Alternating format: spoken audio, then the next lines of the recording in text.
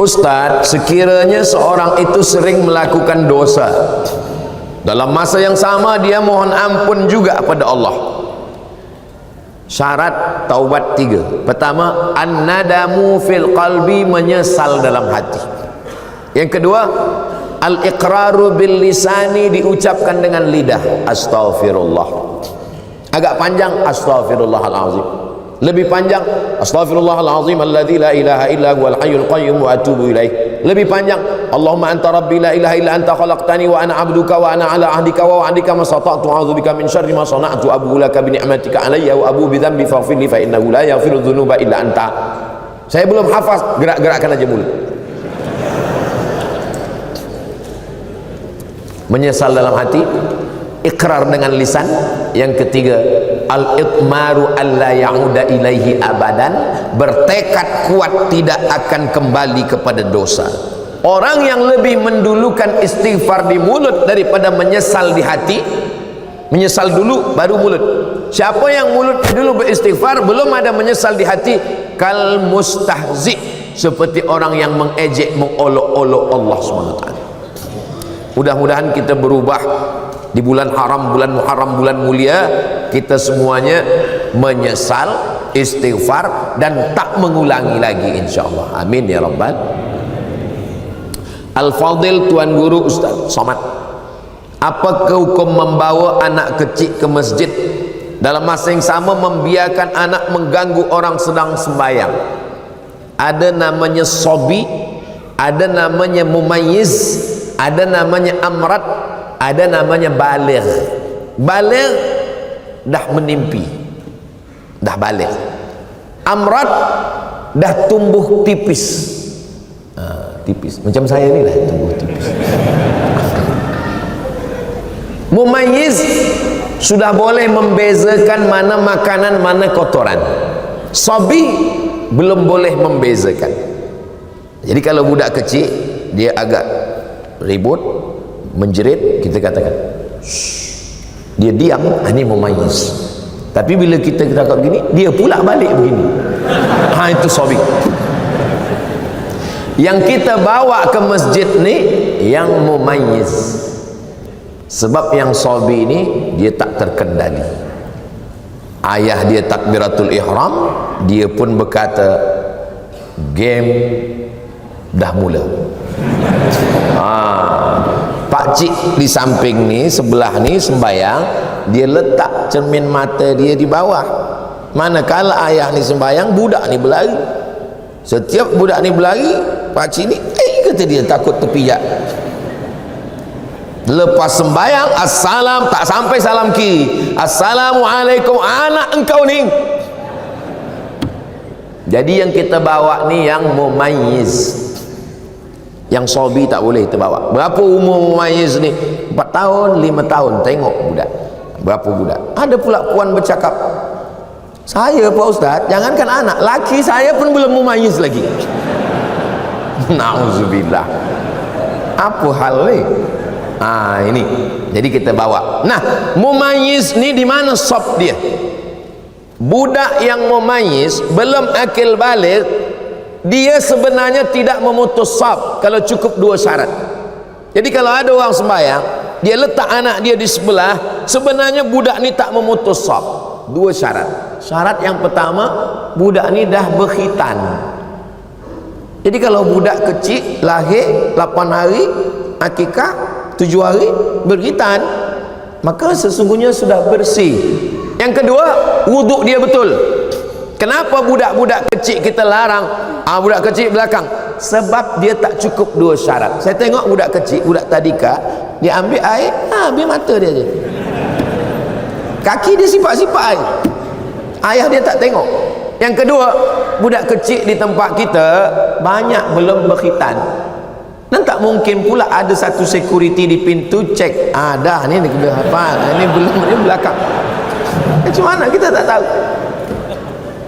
Jadi sebab kita tak tahu budak ni wuduknya betul ke atau tidak, apakah dia ada berkhitan belum, maka untuk al-khuruju minal khilaf, supaya keluar daripada khilaf, budak kecil buatkan satu saf di belakang supaya tak putus saf belakang. Budak kecil. Tapi budak kecil ni kalau dia saf belakang meribut, tidak. Masjid tempat saya, Masjid Agung An-Nur namanya, budak kecil tenang. Saya tazkirah Ramadan, budak kecil tenang. Saya heran, kenapa budak kecil tenang? Rupanya di belakang ada satu bawa rotan. Apa sembahyang? Saya tanya, oh patut budak ni tak meribut, engkau pukul? Tak ada Ustaz, kita tengok aja. Di muka Ustaz saya senyum, tapi muka budak ni ini tentang budak kecil. Kita bawa ke masjid. Kalau di masjid masih ada budak kecil, berbahagialah. Berarti apa? Masjid kita 20-30 tahun lagi tetap ada yang iktikaf kajian duha salat berjamaah. Allahu Akbar. Tapi kalau di masjid sudah tak ada lagi budak-budak, oh, kita tak tahu. Masjid kita boleh jadi macam masjid di Andalusia. Masjid Andalusia tak ada lagi orang sembahyang. Datanglah turis datang ke Andalusia, dia tengok dah jadi museum, tak ada lagi orang sembahyang. Dia nak sembahyang pun tak boleh, forbidden, tak boleh sembahyang. Maka dia azan di situ, Allahu Akbar, Allahu Akbar. Polis heran, apa awak azan sini? Batu-batu ni dah rindu lama tak mendengar azan.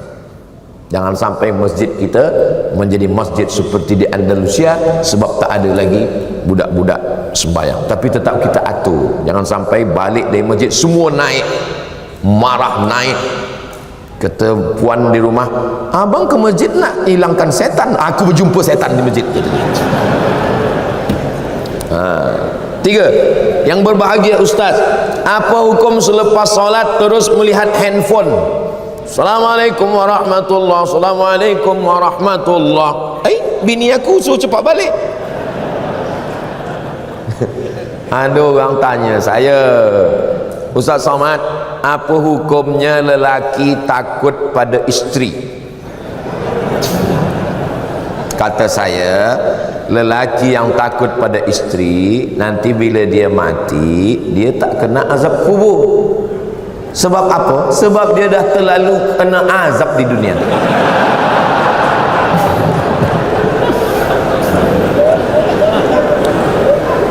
Yang ini tak usah ingat, yang lain tadi aja ingat. Sembayang tu apa? Apa sembayang itu? Aqwalun, ucapan, maknanya Al-Fatihah, rukun. Wa af'alun, perbuatan, tegak, mengangkat tangan, ruku, i'tidal, sujud, duduk antara sujud, salam, tasyahud. Mufattatahatun bitakbir, dibuka dengan takbiratul ihram. Wa muhtatamatun bitaslim, ditutup dengan salam. Itulah sembahyang. Assalamualaikum warahmatullahi, Assalamualaikum warahmatullahi. Sembahyang dah selesai. Tapi dia tak ikut sunnah. Sunnah paling elok doa. Bila doa yang paling afdal ya Rasulullah? Ba'dal maktubah, ba'dal faridah, selepas salat fardu berdoa, berzikir dulu. Astaghfirullahaladzim, subhanallah, subhanallah, subhanallah, alhamdulillah, alhamdulillah, Allahu Akbar, Allahu Akbar. Habis itu berdoa. Kenapa tak berzikir? Bila kita berzikir, malaikat-malaikat turun. Malaikat menengok orang berzikir, memanggil malaikat yang lain, halummu ila hajatikum, inilah yang kamu hajatkan, yang kamu cari-cari. Malaikat pun ikut berzikir dan mengaminkan doa. Doa kita itu pun diaminkan. Ad-da'i yang berdoa, wal mu'ammin yang mengaminkan, fil ajri sawa, balasannya sama, maka aminkan. Allahumma inna nas'aluka salamatan fid din, amin. Aminkan. Ini banyak sekarang tak mengaminkan. Bila ditanya, kenapa engkau tak aminkan doa imam? Imam tu minta hujan Ustaz, saya berniaga aiskrim. Yang kita minta bukan hujannya, rahmatnya, barokahnya. Ni lepas sembahyang tak ada lagi berdoa. Assalamualaikum warahmatullahi, Assalamualaikum warahmatullahi. Macam ayam nampak padi. Kenapa engkau tak berdoa? Kenapa awak tak berdoa? Doa yang lama aja belum terkabul lagi. Berdoa. Kata Imam Sayyidina Umar bin Khattab, aku tetap berdoa karena doa itu adalah ibadah. Doa silahul mu'min. Nah, jadi adab dia kurang adab dia. Ustaz, bagaimana kita nak tahu kita rasa Allah ni redha dengan kehidupan kita? Dalam kitab Ar-Risalah Al-Qushairiyah, Kata ulama, aku tahu bila Allah ridha pada aku. Macam mana engkau tahu bila Allah ridha pada engkau? Aku tak tahu sembahyangku diterima Allah atau tidak. Aku tak tahu hajiku diterima Allah atau tidak. Tapi aku tahu bila Allah ridha pada aku. Macam mana engkau tahu? Bila aku ridha menerima takdir Allah, maka saat itu Allah ridha kepada aku. Apa itu ridha menerima takdir? Sururul qalbi ala madaratil qada. Hati senang, hati bahagia menerima ketetapan Allah Subhanahu wa taala. Ini berat. Banyak orang hanya pada level sabar. Kalau sabar itu hanya menahan tapi tak bahagia. Yang lebih daripada itu di atas sabar adalah ridha. Senang hati, lapang dada, tak sempit jiwa menerima takdir Allah. Dia tidak menengok ketetapannya, yang dia tengok siapa yang membagikannya kepada dia. Ini berat. Doakan supaya Ustaz Somad boleh ridha menerima ketetapan Allah. 5. Saya ingin bertanya, bagaimana mahukan rumah tangga yang bahagia di sisi Allah? Puan ada 5 hak pada suami. Tuan ada 5 kewajiban. Kalau dilaksanakan, insya Allah kita boleh bahagia. Pertama, bagi makan. Yang kedua, bagi pakaian. Yang ketiga, bagi tempat tinggal. Yang keempat, bagi pendidikan. Yang kelima, bagi perhatian. Sebab perempuan ni nak diperhatikan. Dia tak pernah memuji saya, Ustaz. Ada orang lain yang puji, hati saya terpaut. Kenapa engkau jalan dengan dia? Dia dah macam abang saya, dia dah macam saudara saya. Berawal dari macam-macam, berawal dari macam, berakhir jadi macam-macam. Maka kalau kita jaga ini, insya Allah. Khuliqatil mar'atu min dhila'. Perempuan ini diciptakan dari tulang rusuk. A'waju wa a'laha. Tulang rusuk yang paling bengkok bagian atas, itulah perempuan. In akhadta aqamtaha kasartaha. Kalau kau nak paksakan dia lurus, dia akan patah. Bila kau ikut, kau akan jadi bengkok. Ustaz kalau ikut bini, Ustaz bengkok. Maka pandai-pandailah kita. Maka insya Allah, siapa orang yang paling baik di antara lelaki ini? Khairukum khairukum li ahli. Orang yang paling baik di antara kamu, orang yang paling baik kepada istri. Jadi kalau ada tuan-tuan yang paling baik di masjid, khusyuk solat, tapi kasar, cakap, caci maki, sumpah serapah. Kalau dia pergi dengan kawan, kawan ni bawa air, tumpah air, dia senyum. Tak apa, tak apa, kita ambil air lagi. Tapi kalau bini tumpah, mana mata tu? Bila sakit, bukan kawan datang, bini lah yang datang. Sakit di hospital, bini datang, suap makan ya bang, sabar bang, sabar, insya Allah sebelum hari Jumat selesai ni, insya Allah. Bila kita baik, dia suap baik. Tapi bila kita kasar, makan, udah sakit, tak mati-mati pula lagi. Betul tak puan? Betul kata puan. Rasa puas hati saya pagi ni, Ustaz. 6. Zaman saya muda-muda dulu selalu tinggalkan sembahyang. Bagaimana nak mengqadaknya, Ustaz? Selepas satu sembahyang qadak. Lepas zuhur qadak zuhur. Usalli fardhu zuhri 4 rakaatin qadaan. Lepas asar qadak asar. Tapi untuk asar jangan qadak di masjid, di rumah. Bila kita qadak di masjid, nanti kawan berbisik, siapa ni? ISIS. Sesat ni. Dia tanya pula, sembahyang apa engkau? Mana ada sembahyang sunat? Siapa ajarkan engkau? Ustaz Somad. Aku dah cakap lama, Ustaz tu sesat. Maghrib, usalli fardal maghribi 3 rakaatin qadaan. Bukan maknanya saya bagi makna qada ni kita ringan-ringankan saja sembahyang. Jam sikit tak sembahyang, mengantuk sikit tak sembahyang. Maknanya supaya kita jaga jangan sampai tinggal sembahyang. La kafarata laha illa dzalik. Sembahyang tak boleh ditebus dengan puasa. Sembahyang tak boleh hapus dengan umrah. Illa dzalik, mesti dengan sembahyang. Sepakat 4 mazhab ittifaq. Hanafi, Maliki, Syafi'i, Hambali, sembahyang mesti diqada. Tapi kata ustaz kami tak perlu qada. Ibnu Taimiyah kata, Ibnu Taimiyah tak perlu qada, istighfar saja. Tapi dia keluar daripada 4 mazhab. Kita pakai 4 mazhab, wajib di qada. Tapi jangan sebab tazkirah di Bukit Jelutong ni esok semua office kosong. Kemana semua? Semua mengqada. Qada tu lepas satu sembahyang qada. Berapa tahun tak sembahyang? 10 tahun. 10 tahun qada. Lepas satu sembahyang. Bila saya mati setahun mati, alhamdulillah selesai insya-Allah. Begitu cara qada. Ustaz, adakah berdosa orang yang bekerja di tempat yang ada jual minum arak? Kalau ada orang jual arak, kita mesti tegah, kita mesti larang. Kita bukan ikut di dalam. Kata kita ikut berdalam bersubhat, nanti bila kena azab kita pun ikut kena azabnya. Mana dalilnya? La ta'murunna bil ma'ruf, ajak orang buat baik.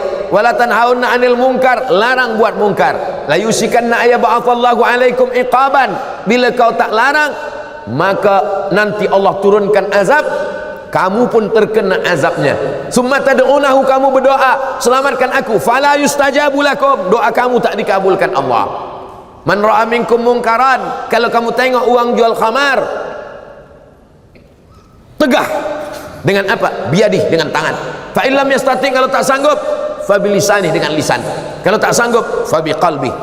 Malaysia, negeri Melayu Islam, banyak tempat mencari nafkah, cari yang halal.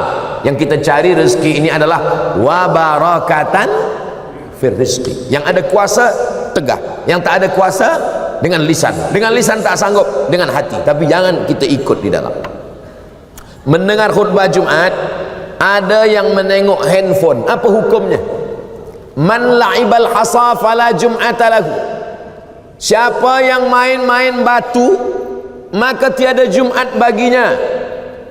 Man la'ibal hasa faqad lagha. Siapa yang main-main batu, dia dah sia-sia. Dulu lantai Masjid Nabawi tak ada hambal, tak ada semen. Masa tu batu.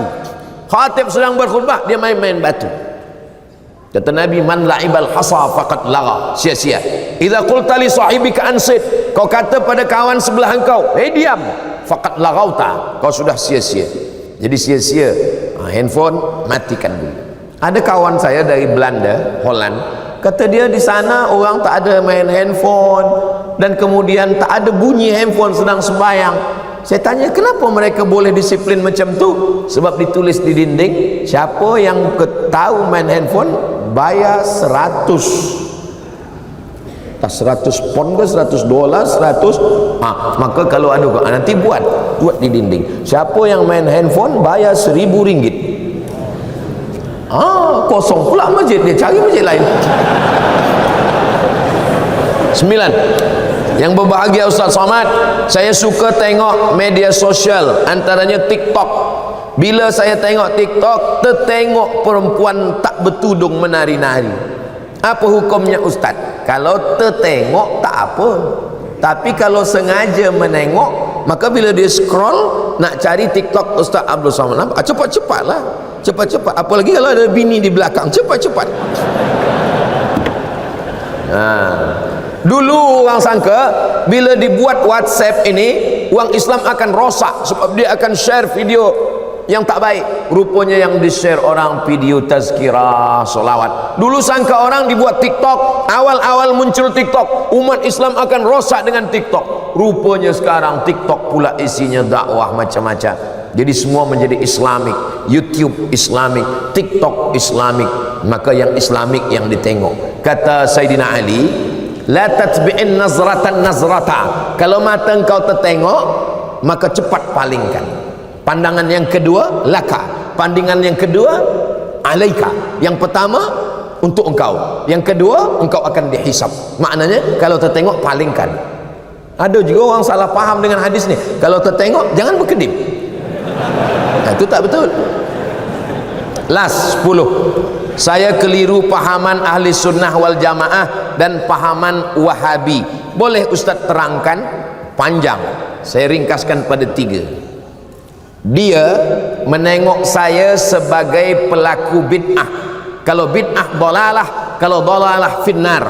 Maulid Nabi bid'ah, Isra Mi'raj bid'ah, menyambut 1 Muharram bid'ah, malam nisfu Sya'ban bid'ah, berdoa mengangkat tangan mengusap ke muka bid'ah, pakai hadis dhaif bid'ah, talqin mayat bid'ah, tahlil bid'ah, maka bertarekat bid'ah.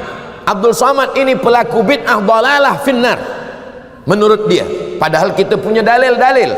Yang kedua, orang yang bertawassul kata dia musyrik. Bertawassul dengan Syekh Abdul Qadir Jilani musyrik, bertawassul dengan Bahauddin Naqsabandi musyrik, bertawassul dengan ulama-ulama musyrik. Padahal ulama Ahlus Sunnah wal Jamaah menyusun kitab. Muhaddis dari Maghribi Syekh Abdullah bin Siddiq Al-Mumari menulis kitab Ittihaful Azkiya bijawazit tawassul bil awliya wal anbiya. Boleh bertawassul. Aku bertawassul kepada engkau ya Allah dengan kemuliaan Syekh Abdul Qadir Al-Jilani. Mereka mengatakan orang yang bertawassul berarti dia musyrik karena dia meminta kepada wali-wali Allah. Yang ketiga, mereka mengatakan orang yang mentakwil ayat mutasyabihat kafir. Sedangkan Asy'ariyah mentakwil ayat mutasyabihat. Ar-Rahman 'alal arsy istawa, Allah duduk di atas aras. Siapa yang memahami Allah bertempat duduk di atas aras, maka dia adalah mujassimah menurut Asy'ariyah. Lalu apa makna Allah bersemayam di atas aras? Maknanya Allah Maha Kuasa. Kata dia tak boleh ayatnya ditakwil. Siapa yang mentakwil ayat berarti kafir. Itulah percanggahan yang membuat kita tak boleh bersatu. Dia tengok saya sebagai pelaku bid'ah, dia kata saya ni sebagai orang musyrik kerana bertawassul, dia katakan saya ni sebagai orang kafir kerana saya mentakwil ayat. Maka tak boleh kita bersama, sebab ada 3 perbezaan yang amat sangat mendasar. Di akhir majlis mari kita sama berdoa kepada Allah. Mudah-mudahan Allah berikan kebaikan-kebaikan Muharram untuk kita semua.